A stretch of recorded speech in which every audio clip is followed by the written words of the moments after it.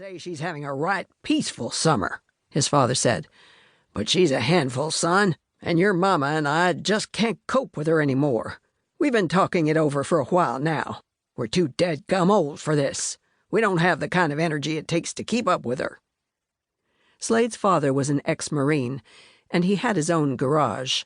He put in 10 hours a day there and played golf every chance he got. His mother gardened, canned vegetables, made quilts, and belonged to every single organization in Wilder's Glen. Slade wasn't buying the idea they couldn't keep up with a 10-year-old. Annie had just stretched their patience. That was all. It had to be.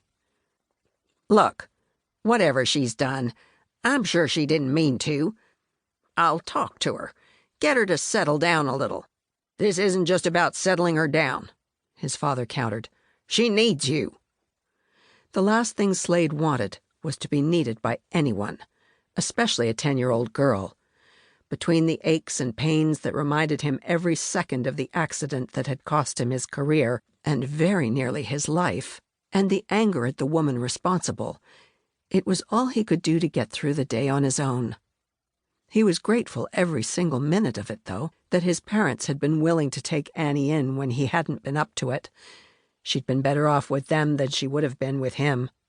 He'd been too bitter, too filled with resentment toward her mama, to be any kind of example for an impressionable kid. "You know I'm grateful," he began. "We don't want your thanks," his father said, cutting him off. "We love Annie, and we love you. We know the jam you were in after the accident. We understood you needed some time to get back on your feet. But let me finish now. Your mama and I aren't up to raising Annie the way the girl ought to be raised. We had a house full of boys.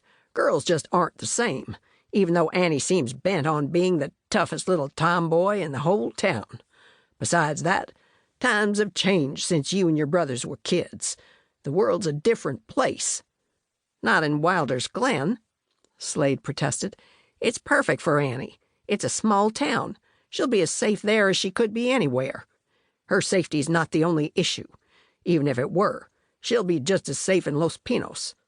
"No, indeed. There's a more important issue, and you know it. She misses you. She belongs with you. We were glad enough to fill in for a while, but it's time for you to take over now, and that's that. Otherwise, the child will be scarred for life, thinking that her own daddy didn't want her any more than her mama did. But no buts, and you can forget coming after her. We'll bring her to you this weekend," Harold announced decisively, as if he no longer trusted Slade to show up for her. Slade sighed heavily. The sorry truth was, he wouldn't have, not even with a deadline staring him in the face. He would have called at the last minute, with some excuse or another, and counted on his parents to hang in with Annie a little longer. Hearing a date and time for assuming responsibility for his daughter all but made Slade's skin crawl. Much as he loved Annie, he wasn't cut out to be a parent to her. His experience with her mother was pretty much evidence of his lack of understanding of the female mind. He was also flat-out terrified that the resentment he felt toward Suzanne would carry over to their daughter in some way he wouldn't be able to control. No kid deserved that. Annie was the spitting image of his ex-wife in every way, from her gloriously thick hair to her green as emerald eyes, from the dusting of freckles on her nose to her stubborn chin. Apparently she had her mama's wicked ways about her, too. She'd caused more trouble in the last year than any child he'd ever known. She'd topped his own imaginative forms of rebellion by a mile, and she hadn't even hit puberty yet. What on earth would her teenage years hold? To be fair, he couldn't blame his parents for not wanting to find out. "Are you sure?"